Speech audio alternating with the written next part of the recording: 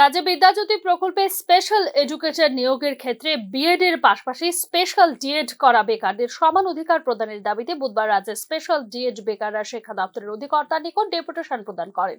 রাজ্যে বর্তমানে প্রায় 250 জনের উপর স্পেশাল ডিএড করা বেকার রয়েছে। রাজ্যের প্রতিটি স্কুলে স্পেশাল এডুকেটর নিয়োগের ক্ষেত্রে বিএড প্রার্থীদের পাশাপাশি ডিএড প্রার্থীদেরও সমান অধিকার প্রদানের জন্য রাজ্য সরকারের কাছে দাবি জানানো হয়। সম্প্রতি রাজ্যের বিভিন্ন বিদ্যাজ্যোতি স্কুলে স্পেশাল এডুকেটর নিয়োগের ক্ষেত্রে বিএড প্রার্থীদের অগ্রাধিকার দেওয়া হয়েছে, তাই পাশাপাশি স্পেশাল ডিএড করা প্রার্থীদেরও অগ্রাধিকার প্রদান করার দাবির ভিত্তিতে এই ডেপুটেশন প্রদান করা হয় বলে জানানো হয়েছে ডেপুটেশন প্রদানকারীদের পক্ষ থেকে। অবগত আছেন যে গত কিছুদিনের বিদ্যাজ্যোতি স্কুলগুলিতে স্পেশাল এডুকেটর নিয়োগ করা হয়েছিল। তো ওই স্পেশাল এডুকেটররা সবাই বিএড স্পেশাল যারা করেছে তাদেরকেই অগ্রাধিকার দেওয়া হয়েছে। তো আমরা আজকে সবাই একত্রিত হলাম ত্রিপুরা রাজ্যের ডিপ্লোমা করা স্পেশাল এডুকেটর, আমরা আনএমপ্লয়েড স্পেশাল এডুকেটর। আমরা এখানে আজ ডাইরেক্টর স্যারের কাছে এসেছিলাম ডেপুটেশন দেওয়ার জন্য। বারংবার আমরা অনেকবারই এসেছিলাম, কিন্তু কোনো না কোনো কারণবশত ওরা আমাদেরকে ফিরিয়ে দেয়।